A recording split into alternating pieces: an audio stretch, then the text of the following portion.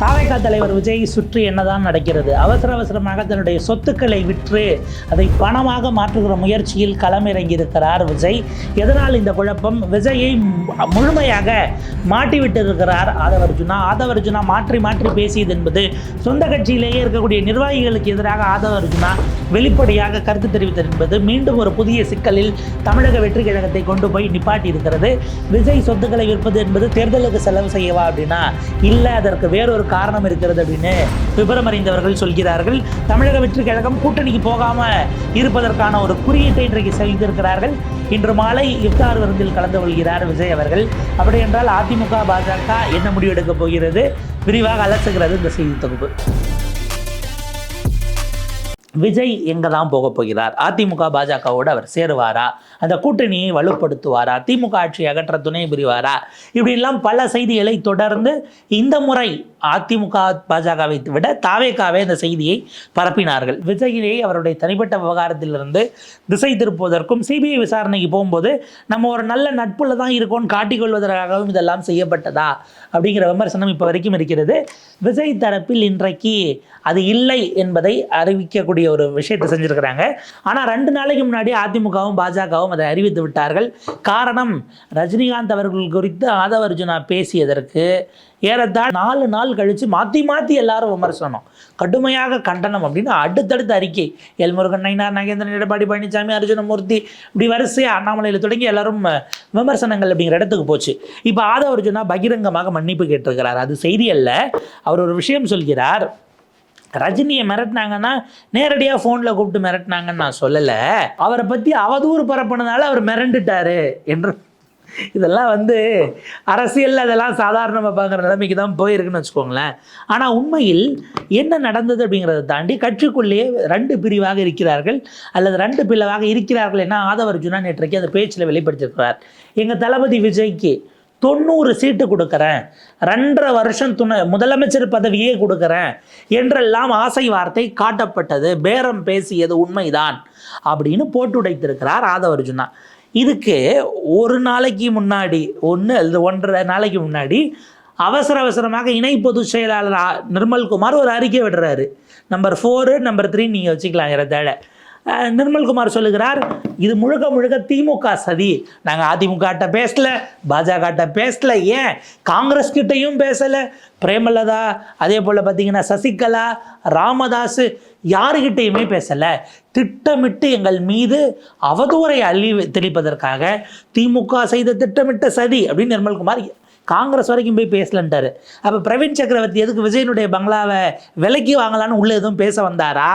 ஏதோ ரெஜிஸ்ட்ரேஷன் பண்ணிக்கலாம், பாவம் நீங்கள் கட்சி ஆரம்பித்தா உங்களுக்கு செலவுக்கு தேவைப்பட்டால் நான் வாங்கிக்கிறேன்னு சொல்ல வந்தாரா? நமக்கு தெரில. அவர் உள்ளே போயிட்டு வந்தது இதெல்லாம் பார்த்தாங்க, அவரே ஒத்துக்கிட்டார், இதெல்லாம் தனியாக போச்சு. இப்போ உங்களுடைய இணை பொதுச் செயலாளர் சொல்கிறார் யார்ட்டையும் பேசலன்னு, ஆதவ் சொல்கிறார் 90 சீட்டு ப்ளஸ் 2.5 வருஷம் முதலமைச்சர் பதவியே கொடுக்குறேன்னாங்கன்னா, இப்போ முதலமைச்சர் பதவி கொடுக்குறேன்னா யார் கொடுக்குறேன்னாங்கன்னு ஒரு கேள்வி இருக்குது. எதுவும் காங்கிரஸ் பேசுச்சா? இப்போ மறுபடியும் பாருங்கள், யார் பேரம் பேசினான்னு சொல்ல மாட்டாங்க. பேரம் பேசினது உண்மை தான். அவர் இப்போ இவரை ஒரு கேள்வி கேட்பார் விஜய், இது டெல்லிக்கும் தமிழ்நாட்டுக்கும்னா இது எப்படி டெல்லிக்கான எலெக்ஷன்னு?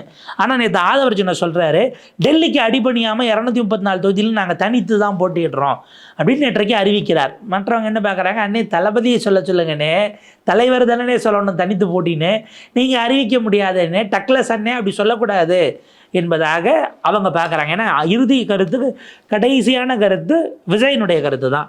ஆனால் விஜய் ஏன் கருத்து சொல்லாமல் இருக்கார் அப்படின்னா, அதை தான் இந்த வீக்கில் மூத்த பத்திரிகையாளர் லக்ஷ்மி சுப்பிரமணியம் அவர்கள் ஒரு விரிவான கட்டுரை எழுதியிருக்கிறாங்க. Thalapathy in political bind has Vijay's many troubles push TVK into a tight spot. விஜய்க்கு இருக்கக்கூடிய பல்வேறு பிரச்சனைகள், குழப்பங்கள், சிக்கல்களின் காரணமாக விஜய் ஒரு அழுத்தமான இடத்திற்கு போய் அவர் சிக்கி கொண்டாரா வாகாக அப்படிங்கிற வகையில் அந்த கட்டுரை என்பது எழுதப்பட்டிருக்கிறது. தேர்தலுக்கு ஏறத்தாழ 3 வாரங்கள் தான் இருக்கும்போது விஜய் இந்த மாதிரியான பேச்சுகளில் அடிபடுவதே அவரின் மீதான நம்பிக்கையை எப்படி காலி செய்யும் அப்படிங்கிறதெல்லாம் அவங்க விரிவாக அதில் பேசியிருக்கிறாங்க. ஆனால் இதில் என்ன விஷயம் அவங்க குறிப்பிட்டிருக்கக்கூடிய ஒரு செய்தி அப்படின்னா, விஜய் பார்த்திங்கன்னா இப்போ ஒரு விஷயத்தை நகர்த்தி கொண்டிருக்கிறார். ஃபார்ம் 26 அப்படின்னு ஒரு விஷயம் இருக்குது. இந்த ஃபார்ம் 26ங்கிறது நீங்கள் பல விஷயங்களை தேர்தலுக்கு வேட்புமனு போடுறீங்க அப்படின்னா உங்களுடைய சொத்து விபரங்கள், மற்ற மதிப்பீடுகள், உங்களுடைய குடும்பத்தார், அவங்க மேலே இருக்கக்கூடிய சொத்து, உங்களுக்கு இருக்கக்கூடிய கடன், இப்படியான பல விஷயங்களை நீங்கள் பதிவு செய்ய வேண்டும். அதை கரெக்டாக சொல்லணும். ஏன்னா நீங்கள் அதில் தவறாக ஒரு வேளை சொல்கிறீங்க அப்படின்னா உங்களுக்கு நீங்கள் ஜெயித்தாலும் ஜெயிச்சது செல்லாதுன்னு ரத்து செய்யப்படுவதற்கான வாய்ப்பு இருக்குது.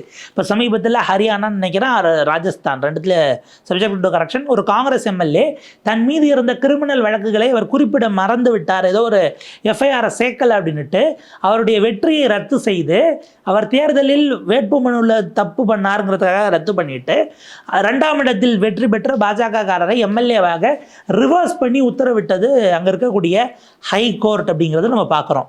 எடப்பாடி பழனிசாமி அவர்கள் தேர்தல் பத்திரத்தில் ஏதோ ஒரு விஷயத்தை விட்டுட்டார்னு போடப்பட்ட வழக்கு இப்போ தீர்ப்புக்காக காத்திருக்கிறது. அது இன்னும் ஒரு 2 வாரத்தில் வர வாய்ப்பு இருக்குது. அஃப்கோர்ஸ் அதில் இதுக்கப்புறம் தீர்ப்பு வந்தாலும் அவர் 2021 முடிச்சு அடுத்த எலெக்ஷனுக்கே போயிட போகிறாரு. சிலதெல்லாம் அப்படி அது தீர்ப்பு வந்தால் என்ன வரலன்னா என்ன என்கிற நிலைக்கு போயிடும். இந்த ஃபார்ம் 26ஓ அல்லது நாமினேஷன் ஃபார்ம்லையோ நீங்கள் ஒவ்வொரு விஷயமா போடும்போது எதையாவது மறைத்தால் அது மேலும் சிக்கலாகும். சில நேரங்களில் அது முன்கூட்டியே கண்டுபிடிக்கப்பட்டால் உங்களுடைய வேட்புமனுவே நிராகரிக்கப்படுவதற்கான வாய்ப்பு இருக்குது. இதுதான் இப்போ விஜய்க்கான பிரச்சனை. அவங்க லக்ஷ்மி சுப்ரமணியம் அவர்கள் சொல்லக்கூடியது இந்த ஃபார்ம் 26 ப்ரெடிக்கமெண்ட். விஜய் சமீபத்தில் தன்னுடைய அண்ணாநகர் பகுதியில் இருக்கக்கூடிய தன்னுடைய ஒரு சொத்தை அவசரமாக விற்பனை செய்திருக்கிறார். கடந்த 2-3 வாரங்களாகவே 2-3 மாதங்களாகவே அதற்கான விற்பனைக்கான வாய்ப்புகள், சாத்தியக்கூறுகளை அவர் அலசி வந்ததாக சொல்லப்படுகிறது. எதற்காக என்றால் இன்னும் நிறைய இதனுடைய சொத்துக்களை விஜய் விற்பதற்கான வழிவகைகளை பார்த்து கொண்டிருக்கிறார். தேர்தலுக்கு முன்பாக அதை விற்க வேண்டும் என அவர் அவசரமாகவும் செயல்பட்டு கொண்டிருக்கிறார். எதற்காக? ஏன்னா அந்த 5 கோடி பிரச்சனைன்னு ஒன்று வந்துச்சு இல்லையா, தொகுதிக்கு 5 கோடி வேணும் தலைவரே, எப்படி தலைவரே நம்ம ஆள்லாம் எலெக்ஷனில் நின்றுட்டு செலவு பண்ணுவாங்க, 40 லட்சம் பண்ணணும்னு எலெக்ஷன் கமிஷன் சொல்லுது, ஆனால் 40 லட்சம் இல்லை, நம்மகிட்ட 4 லட்சம் கூட இல்லாத அளவுக்கு சாமானியர்களாக இருக்கிறாங்க தலைவரே, 5 கோடி ரூபா செலவு பண்ணாதான் எலெக்ஷனில் நம்ம நிற்கவே முடியும்னா 234 அப்படின்லாம் இந்த மாவட்ட செயலாளர்கள்லாம் கலந்துக்கிட்டு அந்த கூட்டத்தில் பேசினாங்கல்ல. இதற்காக விஜய் இதை செய்கிறாரா அப்படின்னா அதுதான் கிடையாது. பார்ட்டிக்கு, எலெக்ஷனுக்கு அல்லது வேட்பாளர்களுக்கு கொடுப்பதற்காக அதை செய்யவில்லை. ஆனால் வேறு சில முக்கியமான விஷயங்களுக்காக இது செய்யப்படுகிறது. ஒன்று, ஒரு தனிப்பட்ட விவகாரமான அவருடைய விவாகரத்து வழக்கு, அதில் செட்டில்மெண்ட் சார்ந்த விஷயங்கள், அதற்காக அப்படிங்கிற விஷயங்கள் சொல்லப்படுகிறது. அது ப்ரைவேட் விஷயம், நம்ம இப்படி ஓரம் வச்சோம்னா. இன்னொன்று மிக முக்கியமானது, சொத்துக்களை இப்போது விற்று அதை ஆக்கும் பொழுது அதை இவ்வளவு ப்ராப்பர்ட்டி இதில் இது இருக்குன்னு வேட்புமனுவில் நீங்கள் தாக்கல் செய்ய வேண்டாம், இத்தனை 1000 கோடிக்கு சொந்தக்காரரா விஜய் என்கிற அந்த விஷயம் வராது அப்படிங்கிற ஒரு பாயிண்ட் இருக்குது. அப்போ அதற்கு பதிலாக டெபாசிட்டே இவ்வளோ தான் இருக்குன்னா, ஒரு படத்துக்கு இவ்வளோ தரம் வாங்கியே தளபதி இவ்வளோ தான் வச்சுருக்காரா பாருங்களேன் அப்படின்ற மாதிரி அந்த ஓடிரும் என்கிற ஒரு பொலிட்டிக்கல் ரீசனும் அதை விட இருக்குது. இதை விட மிக முக்கியமாக வேட்புமனு தாக்கலில் டிபெண்டன்ஸ்னு ஒரு காலம் இருக்கும். உங்களை சார்ந்து இருக்கிறவர்கள் பெரும்பாலும் அந்த டிபெண்டன்ஸில் அவங்களுடைய இணையர், ஸ்பௌஸினுடைய, அதாவது அரசியல்வாதிகள் அவங்களுடைய பார்ட்னருடைய இதை போடுவாங்க. மனைவியாக இருந்தால் கணவன், பெண் அரசியல்வாதியாக இருந்தால் சில சமயம் கணவரின் மீதினுடைய சொத்து விபரங்களை போடுவாங்க டிபெண்டன்ஸில். ப்ளஸ் 3வது காலம் பிள்ளைகள் இருந்தால் பிள்ளைகளுடைய பெயர், அவங்க பேரில் டெபாசிட் இருக்கா, சொத்து இருக்கா, கடன் இருக்கா, இதெல்லாம் எத்தனை பிள்ளைகளோ அதை அந்த லிஸ்ட்டு அப்படிங்கிறது போடணும். இதை போடுவதற்கு முன்னால் அந்த ப்ராப்பர்ட்டிஸ் அவங்க பேரில் இருக்கிறதெல்லாம் போடலாமா வேண்டாமான்னு சம்மந்தப்பட்டவங்கள்ட்ட நீங்கள் கேட்கணும். இப்போ கேஸ் பெண்டிங்கில் இருக்கும் பொழுது என்னென்ன விவரங்கள்ங்கிறதையும் நீங்கள் அவர் தன்னுடைய இணையரிடம் கேட்டு தான் அதை போட வேண்டிய சூழல் வரும். அதற்கு அவங்க ஒத்துக்கலைன்னா அது திரும்ப வேறு சில குழப்பங்களும் சிக்கல்களுமாக வர வாய்ப்பு இருக்குங்கிறதுனால ஏதோ ஒரு வகையில் பல்வேறு கணக்குகளோட விஜய் நிதியை திரட்டி கொண்டிருக்கிறார் அப்படிங்கிற செய்திகள் தான் இப்போது வந்திருக்கிறது. இந்த படிவம் 26 அவருக்கு எவ்வளோ கூறிய சிக்கலாக போகணும். இதற்கு நடுவில் விஜயினுடைய சமிக்கைகள், ரஜினியை குறி வச்சு 3 நாள் கழித்து அதிமுக பாஜக திட்டியதும், விஜய் இன்றைக்கு இஃப்தாருக்கு போவது அப்படிங்கிறதெல்லாம். ஏன்னா நேற்றைக்கு ஆதவர்ஜுனா பேசுகிறார், நாம் அமைக்கக்கூடிய அரசாங்கம் என்பது இந்த மக்களுக்காக நான் அவங்களுக்கு கொடுத்த ப்ராமிஸ் தான் முக்கியம். நாம் அமைக்கக்கூடிய அரசு என்பது மதச்சார்பற்ற சமூக நீதி அரசாக இருக்கும், அதைத்தான் நம்ம செய்யணுமே தவிர டெல்லி எவ்வளவு அழுத்தம் கொடுத்தாலும் அதுக்கு நம்ம பணிய மாட்டோம் என்று விஜய் சொன்னதாக ஆதவர்ஜுனா கோட் பண்ணுறாரு. அதை விட முக்கியம், ஆதவர்ஜுனா அந்த டெல்லியில் சிபிஐ இது முடிஞ்சதும் என்ன விஜய் பேசினாருங்கிறதையும் போட்டு மேடையிலேயே உடைத்திருக்கிறார். அவர் சொன்னாரா, என்ன ஆதவ் எலெக்ஷன் தேதி அறிவிச்சிட்டாங்களா? ஆமாம் தளபதி, இப்போ இங்கேருந்தே பிரச்சாரத்தை ஆரம்பிச்சிடலாமா அப்படின்னு அவர் கேட்டாராம். இங்கேருந்தே ஆரம்பிச்சிடலாம். இதுக்கப்புறம் ஒன்றும் போலீஸ் விடலை, அவங்க விடலை அப்படின்லாம் திமுக நம்மளை முடக்க முடியாது தளபதி. அப்போ இப்போவே பிரச்சாரம் அப்படின்ட்டு அந்த காரில் ரூஃப் டாப் ஓப்பன் பண்ணி அவர் எந்திரிச்சு கையை காட்டிக்கிட்டு வெளில வந்தார் இல்லையா? சிபிஐ ஆஃபீஸ் கேம்பஸ் கூட வெளில வரல, உள்ளே அவர் மேலே ஏறிட்டார். இப்போ நமக்கு கேள்வி, ஆதவ அர்ஜுனாட்ட அப்போ கேட்டு தான் விஜய்க்கு தெரியும் எலெக்ஷன் டேட் வந்துருச்சான்னு உள்ளே முடிச்சுட்டு வராரு. என்னப்பா முடிஞ்சிருச்சா, அப்போ இங்கே பிரச்சாரத்தை ஆரம்பிக்கலாம்னு அப்போ தானே கேட்குறாரு. அவர் கேட்ட பிறகு தான் விஜய் எந்திரிப்பாருது ஆதவ அர்ஜுனாக்கு தெரியும். அப்படின்னா இந்த பூவை உரிச்சு தனித்தனியாக உதிரி பூவாக கொண்டு வந்துட்டு வரிசையில் நின்றாங்களே, அவங்களுக்கு தளபதி மேலே போவார்னு எப்படி தெரியும்? என்னதான் இருந்தாலும் ஒரு நியாயம் வேண்டாமா அப்படிங்கிற மாதிரி அந்த செட்டப் ஆகிறது தான் பாலிட்டிக்கலி அது கரெக்டு தான். அது ஒரு ஆப்டிக்ஸ் நீங்கள் வச்சுக்கோங்க. இதெல்லாம் கொண்டு வந்த பிறகு அப்படின்னா விஜயை தனித்து போய் திமுகவுக்கு போகக்கூடிய சிறுபான்மையினர் நல வாக்குகளை உடைக்க வேண்டும் அப்படிங்கிற இடத்திற்கு போனால் நல்லது என்பதாக பாஜக கருதி விட்டதோ என்கிற ஒரு சூழல் இருக்குது. எடப்பாடி பழனிசாமி அவர்கள் இன்னமும் தொடர்ந்து விஜய் உள்ள வருவது அவருக்கு விருப்பம் இல்லை அப்படிங்கிற தகவல் தான் மறுபடியும் அழுத்தம் திருத்தமாக இருக்குது.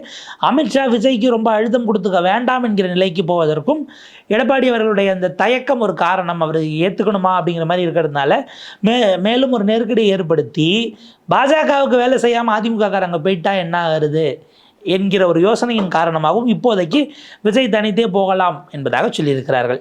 இப்போ 90 தொகுதி 2.5 வருஷம் முதலமைச்சர் பதவியே வேண்டான்னு சொன்ன விஜய் எப்படி என்ன பண்ண போகிறாருங்கிற கேள்வி இருக்குது. அதனால தான் நேற்றிலிருந்து விஜய் இங்கே போட்டிக்கிட்டுறாரு. அங்கே நேற்றெல்லாம் பார்த்தீங்கன்னா காலையிலே பூமி பூஜை எல்லாம் பண்ணி விஜய் பெரம்பூரில் போட்டியிடுவதாக சொல்லப்படுது. அங்கே அலுவலகம் கட்டுறாங்க, ஏசியெல்லாம் உள்ளே போடுறாங்க, தேர்தல் பணிமனை அலுவலகம்.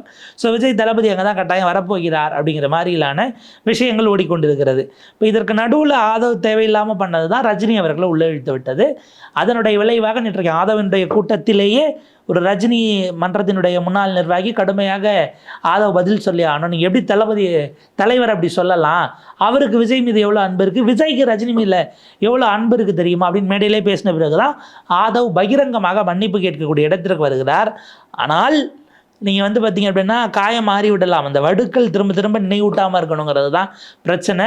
இந்த தேர்தல் என்பது மிக முக்கியமாக வழக்கமாக சாதி ரீதியிலாக மத ரீதியிலாக பிளவுகள் அப்படிங்கிறத தாண்டி சினிமா ஃபேன்பேஸ் ரீதியிலான பிளவுகளை நோக்கியும் நகர்ந்திருக்கிறது என்பதைத்தான் இதை நாம் பார்க்க வேண்டியிருக்கிறது. ரொம்ப எளிமையான ஒரு கேள்வி. அடிப்படையில் CV சண்முகம் அவர்களோ திண்டுக்கல் சீனிவாசன் அவர்களோ நேற்றைக்கு அதை விட அதே போல் அதிமுகவினுடைய அம்மன் அர்ஜுன் அவர்கள் பேசியிருக்கார் எம்எல்ஏ. நீங்கள் மற்ற 2 பேரை கூட விட்டுருங்க, CV சண்முகம் அவர்கள் பேசியே பேச்சிருக்கிறது. விஜய் அவர் CV சண்முகம் ஒரு அரசியல்வாதி என்பதற்காகவோ தாவேக்கா குறைஞ்சபட்சம் ஒரு கருத்தை தெரிவித்திருந்திருக்கலாம். இல்லை உங்களுடைய கொலிகா இருந்திருக்கிறாங்க, படங்களில் நீங்கள் இணைந்து நடிச்சிருக்கிறீங்க அந்த குறிப்பிட்ட நடிகை அப்படின்னும் போது, அல்லது ஒரு திரை பிரபலம் என்கிற ரீதியிலாச்சும் நீங்கள் அதை கண்டிச்சிருக்கணும்ல. ஏது உங்களை தடுக்கிறது அப்படிங்கிற கேள்வி தான் இருக்குது.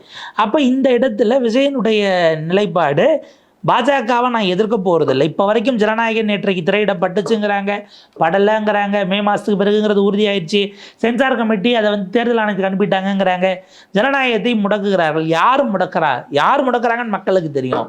இந்த லெவலில் இருக்கும்போது இந்த கணக்குகள் அப்படிங்கிறது என்னவாக போக போகிறது என்பது தான் நம்ம கவனிக்க வேண்டிய ஒரு செய்தியாக மாறி இருக்கிறது. விஜய் ஒரு பெரிய குழப்பத்தில் இருக்கிறார். ஏன்னா அவருக்கு இருக்கிற நாட்கள் தமிழ்நாடு முழுக்க சுற்றுப்பயணம் பண்ணுவதற்கு போதாது. நீங்கள் வேட்புமனு நாமினேஷன்லாம் போனீங்கன்னா உங்களுக்கே 1 நாள் 1.5 நாள் ஆக்கிடுவாங்க. அந்த நாள் நீங்கள் கழிச்சிடணும். இது போக நீங்கள் நடுவில் ரெஸ்ட் எடுக்கணும். ஏதாவது மாநாடாக இதுக்கப்புறம் பேட்டர்ன் பண்ணணும்னா எலெக்ஷன் கமிஷன் இது வாங்கணும். அவங்க கண்கொத்தி பாம்பாக தேர்தல் செலவுகளை பார்த்துட்டு இருக்கிறாங்க. அதில் நெருக்கடி வர வாய்ப்பு இருக்குது. ஸோ இப்படியான விஷயங்கள் எல்லாம் சமாளித்து விஜய் என்ன செய்ய போகிறார் என்கிற கேள்வி இருக்கிறது. எது எப்படி பார்த்தாலும் சரி, அது 60 கேண்டிடேட் தான் வச்சுருக்கிறீங்க. இன்னும் நீங்கள் நேர்காணல் வேறு 3 ஃபேஸாக நடத்தி 234 எடுக்கணும். அடுத்த 2 நாட்களுக்குள் பல விஷயங்கள் இருக்குது. இஃப்தார் முடித்து அவர் எப்படி பேசுகிறார் அதுவும் பாருங்கள். அதே 5 ஸ்டார் ஹோட்டலில் தான் நடக்குது. அது முடிஞ்சு இன்றைக்கி அவர் பேசக்கூடிய செய்தியிலிருந்து சில கிளைமேக்ஸை நோக்கி போகும். 2 நாட்களுக்குள் அதிமுக பாஜக தொகுதி பங்கீட்டு ஒப்பந்தமும் வந்துருச்சு அப்படின்னா முழு மூச்சாக தேர்தலுக்கான போர் முரசு அப்படிங்கிறத நம்ம அரைஞ்சிடலாம். பார்ப்போம் இது அடுத்தடுத்து எப்படி போகுது அப்படிங்கிறத.